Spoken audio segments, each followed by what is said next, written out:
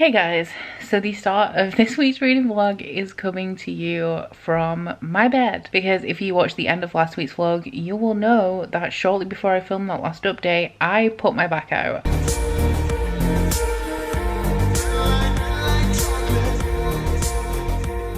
I was kind of expecting it to be a twinge that would be annoying, but manageable, but I'm really struggling to like stand up and sit down and walk around and stuff. Once I'm in a position, I can deal. So like once I have actually stood up, after a few minutes, I can cope, but it's really fucking painful. So Curtis has just been out and got me some more painkillers. So I've just taken those and I am now in bed. I was downstairs editing. I edited last week's vlog and then I was pretty much sent to bed to rest. So here I am. I'm really concerned about Hamilton right now because he is still on 2 different types of medication. One he has to take every 12 hours. One is really easy to administer. It just gets put in his food once a day. But he also needs his surgical areas wiping, which is around his bottom. I've been doing it 3 times a day. So once in the morning, once at night, and once after he's pooped. And then also we've been prescribed honey to put into that wound to help it to heal, and that has actually really been helping him out. Now, I am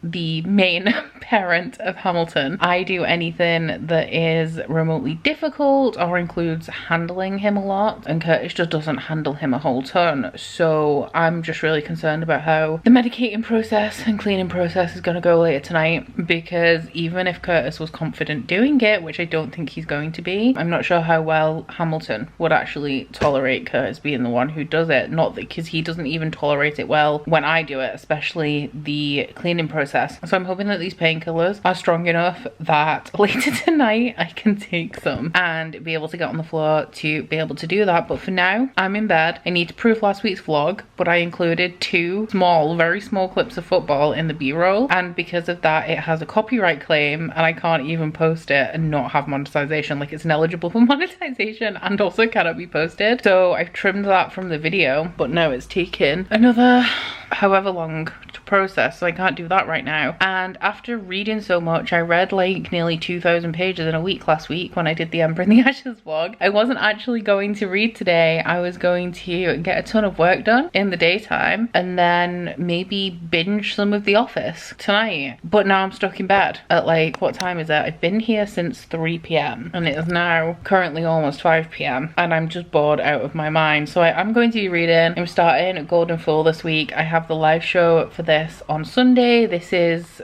the book for May and June for my book club catch-up book club, but I normally read it right at the beginning of the month that the live show actually is. And this one, as I'm sure you guys know if you're familiar with my channel, this book is huge. It's the 2nd book in the Tawny Man Trilogy, which is the 3rd trilogy in the realm of the Eldlings. So the Tawny Man Trilogy is a continuation of the character of the 1st trilogy story, Fitzchivalry Farseer, and his story starts off in the 1st trilogy where he is dumped on the doorstep of the keep at 6 years old by his maternal grandfather, who would like him to return to his father. Now, Fitz's father is Prince Chivalry, who is the king in waiting, and when Chivalry finds out that Fitz is on his way, he quickly abdicates the throne and moves to the countryside. So this leaves Fitz in an awkward position where nobody really knows what to do with him, and he is mainly raised by the stable master Burrick up until he comes of an age where the king starts to take an interest in him and he's trained to become the royal assassin. So the 1st trilogy focuses a lot on politics. While it does have some magical elements, there are 2 types of magic in here. We have the skill, which is the ability to communicate with other people, and we have the wit, which is the ability to communicate with animals. So this trilogy so far does have some of the politics of like the 6 duchies, which is the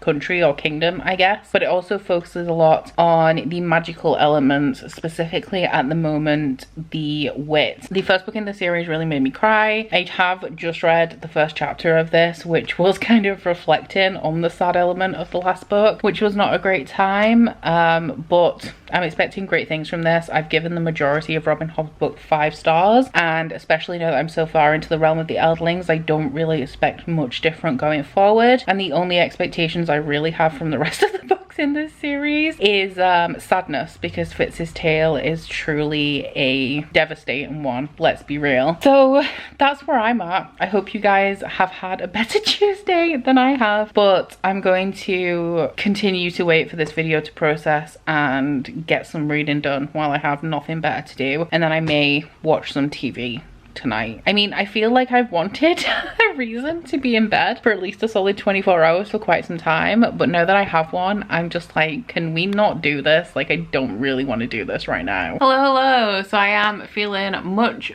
better now. I'm going without painkillers today because I had a little bit of a side effect, nothing too serious, but a side effect of cocodamol. So I've had to go without painkillers anyway, but I'm still able to like move around and stuff. I'm a little bit stiff, I'm a little bit sore, but generally my back is on the mend. That was a horrible 2 days. I'm around 275 I think pages into Golden Fool at the minute, and I am really enjoying it. The first 100 pages were a little bit slow, but there's some elements coming into it now that I'm really excited to find out about, and I'm excited to get back to that. Because my back does still hurt a little bit, I decided last night that I was going to take today as like an extra full recovery day and not do anything too strenuous, but I'm going to try and pack some candle orders tomorrow, see if I can manage that, because it is like, candles are heavy in the quantities that I make them. Each tray of candles I make has 15 candles in it, so that weighs about 7 I think kilos. Is that right?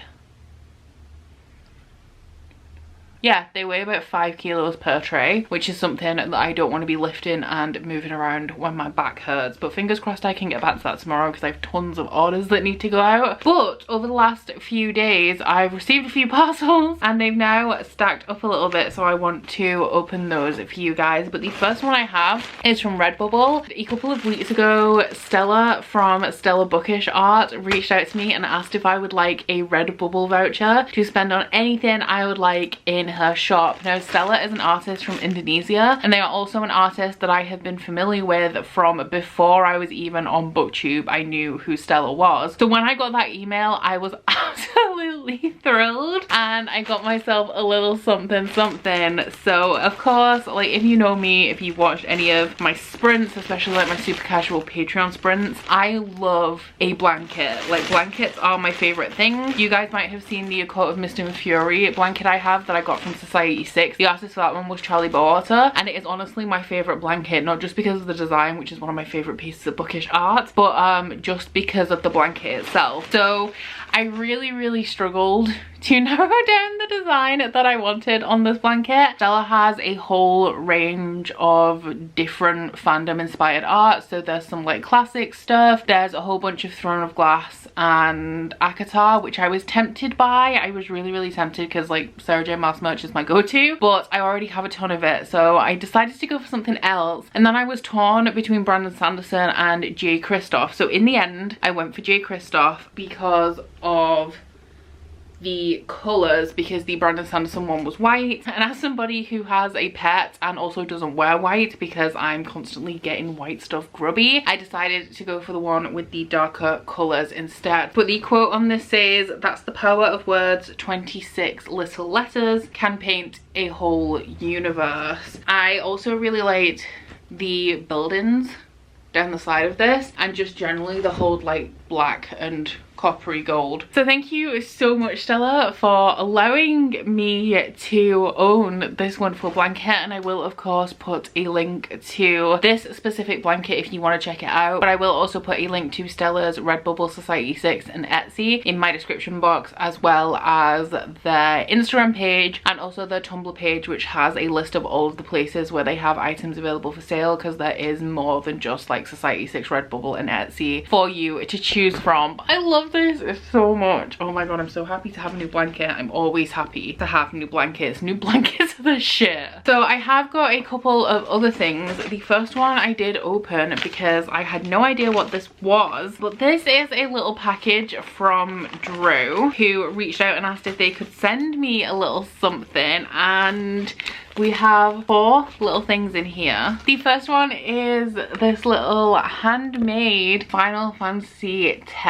illustration, and the quote on here says, "I will live with my sorrow, I will live my own life, I will stand my ground and be strong, someday I will conquer it." And that is Yuna and is it Valefor or Valefor from Final Fantasy X, which you guys know is my favorite video game of all time. This is absolutely beautiful. Oh my god. We also have this, which this to me looks like Akamath bookmark, but I think is there more than one thing in here? Let's have a little look see. These are from Handmadeable Finds on Etsy, so I will link that down below. But these are bookmarks with the Akatar quotes on. So we have like spring, summer, autumn, and winter on this one, and day, dawn, and night on this one. These are absolutely beautiful, and as we've just discussed, I love my Sarah J Maas merch. Thank you so much, Drew. And then we also have these 2 little letter type things. We'll open this one first because it feels like a tiny card, and it says to Hamilton on it, so I'm really intrigued about this one. Oh my god, oh my god, look at this. It says, "Mother, mother, I crave violence." Why is that so accurate? Inside it says, "To Hammy Hamilton, sorry to hear you're unwell. Best wishes for your recovery. You'll be interrupting Becca's videos again in no time. Love and catnip, Drew and Gigi." Thank you so much. This is adorable. I love it. And then lastly, we have this little note to me, which I will not read aloud to you guys, but thank you so much, Drew.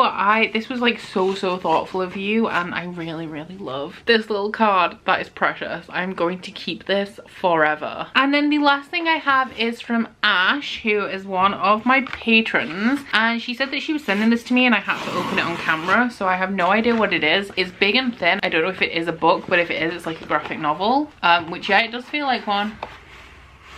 No, it is. Oh no, Ash.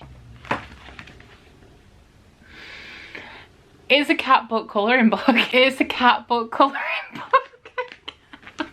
I remember when I joined Sprints a couple of weeks ago and somebody said it is the queen, was it the queen of cat books? Join everybody hide the anuses, which I'm sad that that is on brand for me right now. You can look but no touchy. I wish I could look but no touchy, but Ham's butt needs cleaning regularly. Oh no, no, no, I just can't deal with this. Thank you so much, Ash. I can't believe that exists, and I can't believe that it is quite so fitting. So thank you so much to Drew and Ash for these, and thank you so much to Stella for the Redbubble gift card. I'm gonna go and proof my video for tonight now and get some reading done, and maybe a little bit later on I will do some cat book colouring.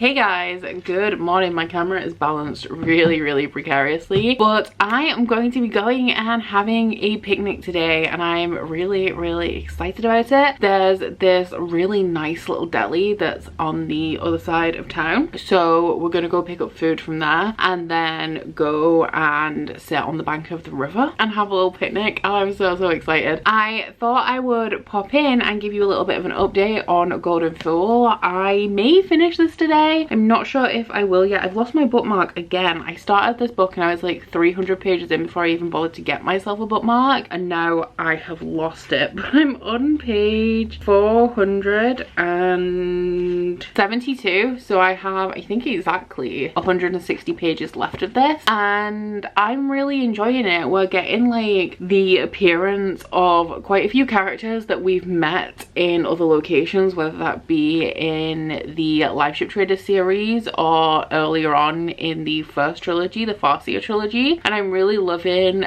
Fitz's reaction to all of these people, whether they're people that he knows or people that he's meeting for the first time. There was one chapter that was towards the middle of this that was just like so dramatic and something that I've been waiting for kind of for the longest time, although I will say I wasn't waiting for it in the like way that it actually turned up, but I loved it. You can see my tabs are really dense at this point, and that is the one chapter that has so much stuff. I'm still not sure what the like conclusion of this book is going to be, like the final conflict that we build up to, because there's so many different threads coming to play in here. And I'm not sure whether I said it in this video, but when I describe this series I say that it mainly focuses on one of the magical aspects of the world as opposed to the politics of like the dukes and the lords and the ladies and stuff like the first trilogy does. And in this book we are getting a lot more of that political stuff back into it, and there's just so many different political threads. There's like characters that definitely have a place, like their plot lines have a place, and I just don't know what it is yet. So I'm really excited to continue on with this, especially at the point where I left it yesterday. And I know a lot of people who've read this have said, like Jade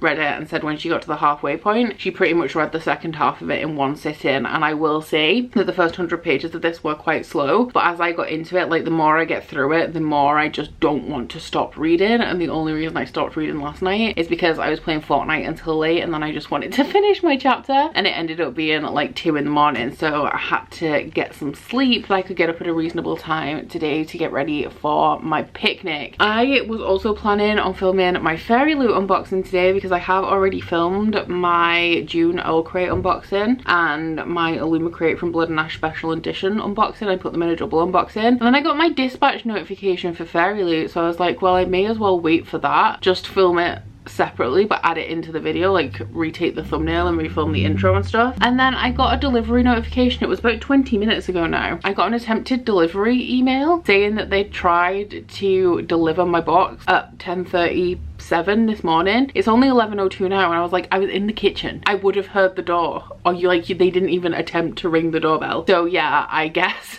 that's not happening. That video is going to go up tomorrow, so I have to decide what I'm going to do about that. But I am a little bit annoyed because it worked out perfectly when my Fairy Loot was dispatched. I could just put all my unboxings in one video. I don't know what I'm doing. I do have a different video that is already like edited and uploaded that I could schedule to go in tomorrow and delay the unboxing, but I don't know. That is a decision for tomorrow morning, I guess. Right now I'm just really excited for my picnic, so I'm gonna go and spend some time with Hamilton before we go out because he's been on his own all night, and then we'll be going out for a couple of hours. And while I do that, I will make a little bit more progress in Golden Fool. I knew when I saw you didn't care about the party,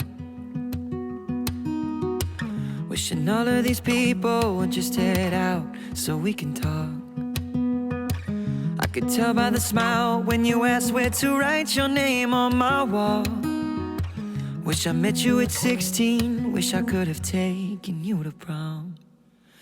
Better late than never, I see us spending days together, sketching pictures up and singing songs, wondering what I did before you came along. Oh, you're just what I need, the best part of me. It's Sunday morning and I have 52 pages left of Golden Fool, which I'm hoping to read right now. It is late morning, it's like 11:15, but I just feel like shit today. It's currently really hot in the UK. It's not like the hottest it's ever been, but it's in like the high 20s, which in the UK like 34 degrees is like the hottest we ever have, and that is like extreme heat. So it is like really warm. As well as that, my back is not like, it's much better than it was when I first did it. I can walk, I can move around, and it's kind of a bit like, it's a dull ache now, and I want to say that it's more of an annoyance than a pain, and it feels more stiff than it feels sore, but it's just really making me feel lethargic today. Like I have no desire, no motivation to get up and do absolutely fucking anything. It took me ages to drag myself out of bed. It took me ages to sort out Hamilton, who is also doing well. His butt is healing, and I'm hoping within like a week or so that final little hole that's in it is gonna heal closed, because he is driving me crazy. He just wants to go outside and like run around and not be restrained, and I don't want him to be restrained because I'm tired. Like we've got all the doors closed and all the windows closed when it's really hot, so we have no through draft or anything. And the only good thing is that this room has no windows, so it is generally quite dim and quite cool in comparison to anywhere else in the house. But I'm just feeling not great this morning. So Curtis has just gone to Tesco to grab some stuff. I actually really wanted to go with him, but but I could just not summon up the energy to go and put like real person clothing on. So when he comes back, he's picked me up some, or he's going to pick me up some golden syrup Weetabix. So I'm gonna have something to eat, I'm gonna finish my book, and then I'm going to try and summon the energy to actually do something, because I don't want to spend all day. Oh, I do need to proof my video for later, actually, I forgot about that. But yeah, I don't want to spend my day lying around, because then I'll feel even worse later. But the struggle is real today. So I'm really fucking sweaty right now, because it is almost midnight. It is just generally really hot tonight, but I was sorting Hamilton out for bed, giving him his medicine, cleaning him, all of that jazz, and he decided to make a break for it. So I just had to chase him around the house, and it's too hot for that kind of behaviour. But earlier today, I think it was about 2 o'clock, it was this afternoon, I finished Golden Fall by Robin Hobb, and then I've just been trying to stay cool. I went out in the garden for a little bit just to, oh that's good, to enjoy nice weather, and then I've had my dinner, done the live show, all of that stuff. This is really good. But I gave this one 5 stars, so it's hard for me to talk about this without spoilers because there's definitely a lot included in here, but it was kind of just introducing and developing like strands of politics that I think are all going to weave together into the final book in this trilogy. But so far this is the only Robin Hobb book that I've read in the realm of the Elderlings that does not have like a big epic conclusion or battle or anything super dramatic right at the end of it. It does contain a lot about relationships. We see characters from previous books in the realm of the Elderlings, and it's interesting to get Fitz's perspective on some of those characters, some of which he has never met. And it also goes a lot into his relationships with people. We see a lot of people talking about him when they don't know he's in the room, because he is at this point also kind of falling back into old roles and playing a little bit of the assassin. As well as that, there's a lot of conflict in a lot of existing relationships within this book, some that do involve Fitz and some that are just people that are characters in this book. And I found this to be really, really interesting and compelling. It wasn't super emotional as some of the books have been, but there were moments that like pulled on my heartstrings, and seeing some of the characters talking about Fitz and the things that they were saying about him, some of that like really got to me as well. I'm just really excited for the 3rd book in this series now, because I feel like the actual purpose of this book was to lay the groundwork for the big events that are going to happen in the next one, and I kind of know what the shape of that is going to be, like what the shape of the next book is. I assume I know that plot arc, but I don't know how all of the other things that have been laid out here are going to come to play. I also believe after our live show that Fool's Fate was supposed to be, or thought to be, the last book in the realm of the Elderlings, so I'm expecting a big epic emotional conclusion, and I'm a little bit scared for it. But I think that's pretty much all I can say about this without talking about anything in specifics, which means that this is the end of this week's vlog. A little bit of a weird one, a very chill one, with me just reading like the 8th book in a series, and also with the fact that I haven't done very much this week because I really hurt my back. But it is feeling a lot better now. Like even some of the stiffness and like discomfort that I've been experiencing earlier in the day has eased off, and I haven't taken any painkillers since like Thursday or Friday. I've been off painkillers, so it is definitely on the mend, and I'm hoping that by the midpoint of next week I'll be able to move around without any pain or like feeling or discomfort or anything at all. Hamilton is howling in his cage, because of course he is. He really needs to stop this. I just can't wait till his bottom is fully healed and then I don't have to deal with this. These last 2 months, guys, honestly, they have been just not great. But next week I'm going to be reading a whole ton of sci-fi, which I haven't read sci-fi in quite some time, so I'm really excited. So keep your eyes peeled for that if you are at all interested. But aside from that, I do hope you guys have enjoyed this vlog if you've made it this far. If you have, please don't forget to like if you liked it and subscribe if you wanna, and I'll see y'all next week. Bye! Oh, you bite your friend like chocolate. You say you'll go where nobody knows, with guns hidden under our petticoats. We're never gonna quit it, no, we're never gonna quit it, no.